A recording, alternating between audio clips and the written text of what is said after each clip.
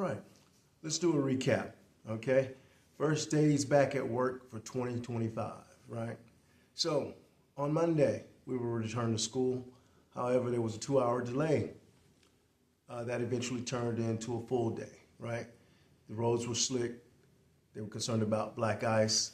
And those of you who don't know what black ice is, if you're from the South, down in Miami like I am, that's when there's at least some moisture on the roadway, which is asphalt for the most part, and it is frozen. Once your car hits that, it's like sliding. It's like when you see people taking that dip off of the front step, or you're hitting that slick spot, or even on regular floors, right? You hit a wet spot and you start to slip. All right, so cars, you'll see it on the news, you'll see these trucks sliding, through the snow and or over the highways, right? So we had that 2-hour delay that turned into a full day, right? So that was on Monday. That was our first day scheduled back with students into the new year, 2025, right? So day 2, we do have another 2-hour delay. That day does go successful. We return to school, and that was a great day, actually. We get to see the students back.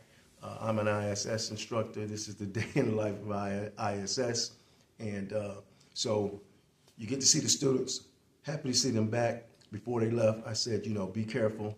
A lot of things happen over the holidays. Don't do anything crazy, right? I want to see you when you get back. So that day went relatively well.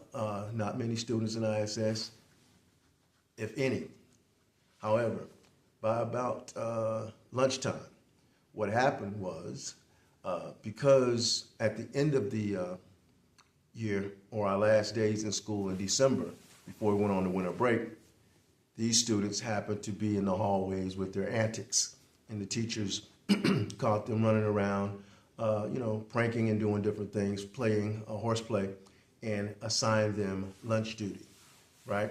Which meant that even though the calendar changed and we were on a 2-week winter vacation, when they returned, they were going to serve that silent lunch in ISS. So that's what happened. So by Tuesday noon, about 5 to 6 students came in that had to serve from a previous transgression. The calendar changed, but guess what? Your punishment or consequence still remain. So at that point, we get around to Wednesday. Wednesday, we have a full productive day. Again, I only have about 2 students that are actually assigned since we've been back, and they are then joined again by a few lunch detentions, right? And so it's been a relatively slow week. Very proud, though, that the students have come back, and it appears that they've turned the corner, and the administration here has been great. It's been a transition from the last couple of years, whole new administration. I'm new because, again, I came from high school. I actually took a 43% cut because of some economics going on in the system and whatever else, and I didn't want to go back and complete my licensing. I was teaching world history. I just was doing the math, and I'm at the age where that's not what I want to do right now, right? But by the way, when we first moved here back in 2014, I had been searching and applying for ISS positions all along. So this was not a tragic situation for me, other than, the cha-ching dropped, but this was not a demotion, right? I wanted to be an ISS because of my background of working with students in Miami-Dade County, and a lot of my friends back home were teachers. I've always respected the teaching profession. My wife and I eventually graduated from Liberty University. She did finish in education, and she's working in this system as well. After a long career in Miami-Dade County Water and Sewer, or in Miami-Dade County. And I worked in local government for years and doing a lot of the same things I was doing once I got here. But Nonetheless, this was a job that I always wanted just because I believe that God has given me a spirit to where I can deal with young people. I don't have all of the hang-ups. I mean, I come from an era where we had braids, and these kids now have their twist and whatever. Now, I didn't come from the era of sagging pants, right? So, but I believe I'm very relatable with them, and I have had great success with dealing with young people, right? I don't judge them too much. I give them my opinion, and I be straight up with them. I keep it 100, as they say, right? And I don't try to be this older, cool dude, right? I'm just me. And so a lot of what I tell these kids is, look, I love kids, but I don't play with children, right? And so that balance, I'm not trying to be their friend, and I get a lot of positive feedback from these students. And so a lot of times we think we've got to try to placate to their, give their every whim, but they're dependents, as I tell them. You're dependent. You're dependent upon somebody to do what they need to do for you, and hopefully they're doing right by you. So that first week, I feel a sense that they're now turning the corner as far as their behavior. And I attribute that to the new administration, and they finally probably are getting that this is what the principal says, got from his mentor. We're having fun, but we ain't playing. And so when they get at ISS, I tell them we're having fun, but we ain't playing, right? And so we do have conversations, we communicate. I go over these I can statements with them. I talk about situations with them, whatever their violation is or whatever they violated in the student code of conduct. I ask them, why are you here? Of course, I know why they're here eventually because I have access to the incident report, but I want them to articulate out loud, and they go to mumbling. I said, no, we're not going to do that because when you were going off on a teacher or whatever you were doing, you were wide open. So I need you now to give me, so I can hear you, an explanation for what you've done, right? Oh, and the first thing they love to say, of course, is, well, I didn't do nothing. Yeah, I said, okay, I didn't do nothing, right? So we go step by step, retracking, going back, figuring out, okay, did you do that? Yes. Okay. And so getting them to actually recognize that they did do something. And primarily, and I said the number one rule is that they cannot keep their mouth shut. They want to back talk, as we would say, or your parents would say to you. You have to know when to be quiet, right?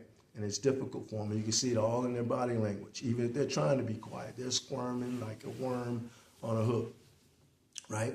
And so going back and forth with the teacher, going back and forth with authority figures, if you just follow the simple instructions, and that's the number one rule, follow the directives, because they're getting in for non-compliance of following the directives, right? The teacher asks you to sit down. Well, we're not, okay. See, once you elevate and now we have a situation, and God forbid you start to use profanity towards the teacher, or you're using it in the classroom to your friends, then now we got a problem because that is a violation, right? And so these are the things that really generate and create the problems, right? And then it escalates. And of course, as I said before, fights, they're sending them home, right? You go on to OSS, the SOR deputy here. I spoke to her, and she's saying, yeah, they're taking it, they're taking them through the juvenile justice system and or writing up a lot of these incidents. And this is what they've got to understand. This is not a joke. This is not playtime, right? Horseplay, always, these things elevate. These things lead to other activities and or people being injured when we're just playing around. You're throwing something, you hit somebody, you hit them in the eye, you get into a fight, all of a sudden they got a broken jaw, they fall, whatever, right? Broken wrist, and now there's a ramification because now the parent, perhaps wants to press charges and or wants your parent to pay for the damages, right? So this horseplay thing and play fighting on the bus, as I said, this wintry weather is dangerous. And at least every day I see where there's 4 or 5 students that are not allowed to ride on the school transportation provided because they're on the bus acting out. And that is very dangerous, right? This can cause everybody to be injured. Again, these are things that we need to teach them. And this is valuable information because parents, you need to be aware. It may not be your child, or you don't think your child is that kid or that person, but unfortunately, a lot of times, as I tell them, when the cat's away, the mice will play. They do not, they're not always the same kid at home, right? And by the same token, a lot of what they are acting out is, unfortunately, in some instances, some of the environments that they are in. And, you know, that's not casting judgment on people. Everybody's got different lifestyles. But you've got to get into understanding, you know, if you do this at home, but you're not home. And I usually love to tell kids, they say, well, he or she, the teacher was yelling at me or whatever, and my mom and dad, they're not my mom and daddy. And I said, well, okay, let's put it in perspective. You've not said anything so interesting, right? Perhaps that person is saying, well, I'm glad I'm not, right? But they can't say that, right? Because they also are not going to get into this back and forth with you because you're a child, right? So, and then when you do have situations where people or teachers get caught up in these situations, it's delicate, it's crazy because, you know, the teacher's going to be held to a higher account because they're an adult, right? And so the students, though, you can't, and I explained to him, you can't go back and forth. You can't be using profanity and, you know, swelling up and talking a lot of trash. And then when the clapback comes back, now you're a kid again, right? So, you know, you got to make up your mind. And we know that these 11, 12, 13-year-olds, 14 maybe. But again, all the psychology of their brain not being developed, and, you know, there are a lot of adults, you know, haven't reached certain points in their life to where they're mature enough to deal with certain situations. And we all have bad days, and we all have situations where, you know, it's the straw that breaks the camel's back, right? And you can't keep disrespecting somebody and then think they're gonna always just come back and, you know, nothing's gonna be a problem. And so I try my level best. Yeah, they're kids, right? I dismiss as much of the craziness as I can, and I just refuse to let them get me to the breaking point. So a lot of times I say, oh, Mr. Couch, are you upset? No, I'm not upset. No, and I'm not yelling. I'm projecting my voice so you can hear me because I'm talking to everybody in the classroom. So this whole thing has been a great experiment of and coming out and doing these without any editing. And I've seen some things that obviously yesterday I did something with the I can statements. The lighting was poor, and it's just one of those things, right? And so when you're going like this and you're making, and I'm trying out this YouTube is easy because it is becoming easy to just set up the camera, post it, upload it into YouTube Studio, and let it run, right? And let it do what it does, right? And so that's been the easy part, and that's been the part that's helped me to actually get back into this and do this, because I've had a YouTube channel just listed for like the last 7 years or more. And matter of fact, before coming here, I had a close friend of mine, because I used to do radio in Miami, Issue for the Day, a Christian station, and what happened was, well, once I stopped, YouTube was coming out, and it was about 2007, and a friend of mine, he was like, hey, you know, YouTube, and I'm like, what? Yeah, you know, and I didn't really want to get in front of the camera, but I have done some things in front of the camera, and so this is what this is doing is this is giving me an opportunity to get back into the groove of that, and it's really public, right? It's all, you know, once it's out there, it's out there, and so one of the big things they say about getting on YouTube is also that you grow, right? And it's a training tool, and you'll prosper from it as far as your speaking ability and whatever else. And again, I've had that opportunity in the past, but haven't done it in a number of years and really didn't want to do it. And actually, this channel started out where I was doing more faceless videos. The first 4 or 5 videos were faceless videos, And those actually are related to my career and or my life experiences as to why I posted those. But it's because of London coming out with his video saying that YouTube is on easy street or is easy, that I even did this, right? Which was just pushed me over the edge and got me out there. So that's how this happened, right? Now I've been thinking about doing it, didn't want to get on screen or on camera, but now, and one of the great things about it was I didn't know what a niche was going to be, but and I've been trying to figure that out for the longest. But values and integrity is one of the main things, and a lot of those that have gotten me, sometimes you don't get rewarded for your values and integrity, and you become the problem, right? And so we see that in life, and this is what we're trying to teach these kids with these student code of conduct, right? All of these relate to what they will have to probably deal with and or what their parents deal with in the workspace. And this is what the state of North Carolina is trying to do. The portrait of a graduate is to formulate and get students ready to go into the workspace, because you can't go into the workspace violating and doing a lot of the things that they do here. School is simply a training ground for us to read, write, get understanding, literature, English, but it is also a training ground, just as if you go to college, right? That's your first step of independence, where you out, mom, dad's not telling you what to do, when to do out. You're responsible, you got to go do it, right? And the college professors, you know, the assignment is there, you got to complete it. They're not walking you through this, right? And you're paying for it, right?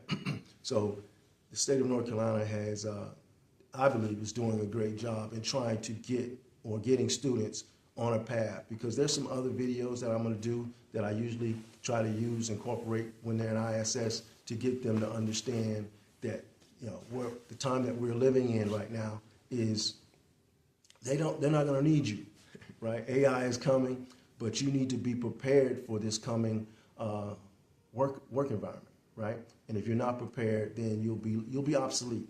And there's an old Twilight Zone, all right? The obsolete man, right? A very good, I use that a lot to try to get them to understand how the world is changing and that nothing's really new. That particular episode is over 60 or 60 years old. And now we're here in 2025 with AI, and it is expanding and growing.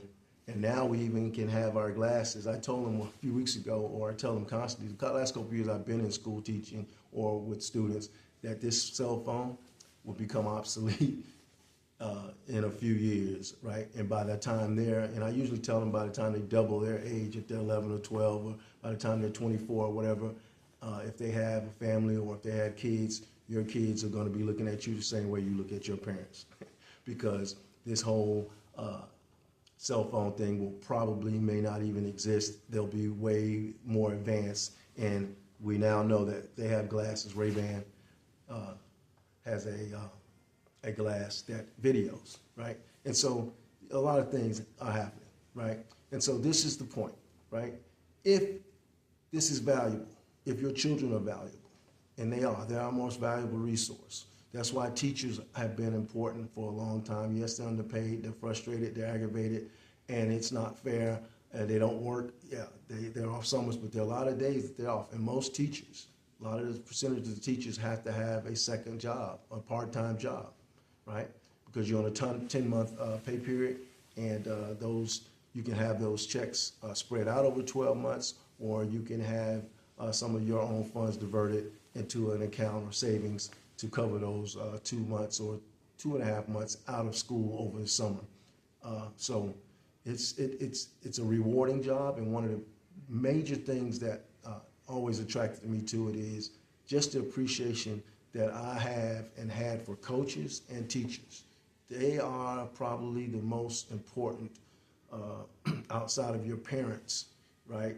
Figures that really impact your life, right? Because you spend a lot of time with them. It's just like when you go to work. They say you spend most of your time with your coworkers, right? You spend most of your time at school, in school, and these are people that once they get a feel for how much you care about them, even though you may be chastising them and or giving them correction, they appreciate it. They really do, because they got to run and tell the story. Oh, you know what, Mr. Couch, he don't play that, right? So I had a teacher last year at in high school said, when I was teaching world history, he said, you know, and I told him, you can't, everybody's different, right? You can't be me, I can't be you. He's like, yeah, well, the kids in my class like Mr. Couch don't play, right? But I'm giving them love, all right? Because a lot of what I explain to them is if nobody says anything to you, they've either washed their hands, basically, and said, look, I'm done, right? Do what you're going to do. And it's a sad commentary when it gets to that point. Because if teachers, coaches, and adults are trying to help you, your parents, and they just, at some point, they give up, then you just, you know, you're out there on your own. And then you might bump your head, and then you're going to realize, yeah, you'll think back to what somebody's tried to tell you or teach you. So this is the first week back, and today, okay, we've got notice that there's snow coming, perhaps 1 to 2 inches in this triad area in North Carolina. And so we've been notified that there will be early release on Friday today. And so what I did this morning was, or last night, I went in the garage and I found my crystal diamond salt tablets or whatever they are. And I had 2 bags of them that I had for a couple of years because it hadn't snowed recently, right? When we first got here the first couple of years, we had the ice storm, we had the snow. I got pictures, of course, and video, all right? And so this morning, I had the wife back out of the garage. My truck is outside. And so I told her to back out. I'll back out. And I poured the salt and the crystals into a 5-gallon bucket, which filled up perfectly. Took an old cup or an old container, plastic container, scooped it out and threw it in the driveway. And so we'll see how that works, because it's supposed to come in about afternoon, 1 or 2 o'clock, or the rest of the afternoon. And the accumulation, you know, you never know how much it's going to be, but they're expecting about 1 to 2 inches of snow. And so we'll see how that goes. But we have an early release today. This is the end of the first week returning back to school in my career, in my job as an ISS instructor, and I love it, right? And I thank you, London, for motivating me enough to at least get out here and do this. Not new to this, but it's been a while, and I'm a little rusty, real rusty. And so with my video yesterday on the I can statement in front of the camera, I probably should have did it in this format, but I had the laptop up, and I had to turn on the lights because there was a lot of glare on a lot of the portraits up here, or the pictures up here, and so I turned that off. And so it wasn't what I wanted, but hey, I just threw it out there. It's okay. It'll be all right, right? So I have pretty thick skin at times, so it don't really matter.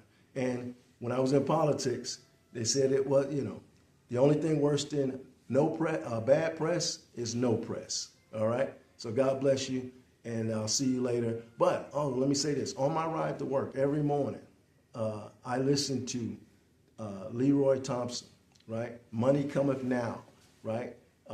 And he's a prosperity teacher and health. So prosperity and health, money and health, and also Myron Gold, right? These are 2 individuals that I listen to spiritually because they have a different message. It's a positive message, and the scripture and Bible is really expansive, and there's a lot to learn there. And no, money is not evil, but the love of money is what people will do. And that's why also the state of North Carolina has also made a requirement in the last couple of years for seniors. They will have to have financial literacy.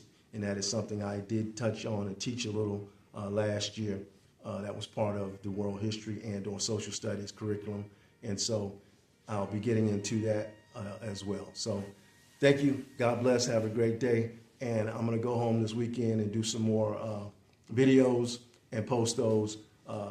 And my call to action for you is parents. grandparents, if you have students or you're responsible for kids in school, right, make sure you get involved, right? Do that. They're our most valuable asset, and this is my little bit of value giving to you. So if you find value in it, subscribe, leave a comment. But again, this is the day in the life of an ISS instructor in a middle school or in schools all over America. We have similar problems, same situation, the student code of conduct. All of these things are necessary to teach our students how they need to conduct themselves. That being said, it's going to be a great day. We'll be out of here about 12:30 today, I presume. Middle schools and high schools will be picked up. I think elementaries will be released about 11:30. So we're going to get hunkered down for the weekend, and we'll see what happens on Monday. God bless. Have a great one. And again, let your children know that you love them by being very much involved in their lives and or in your schools, right? It's important. The teachers are working hard. The administrators are working hard. The staff is working hard. Cafeteria staff, janitorial staff, everybody is on point. It takes a whole lot of people to look after your child each day. God bless.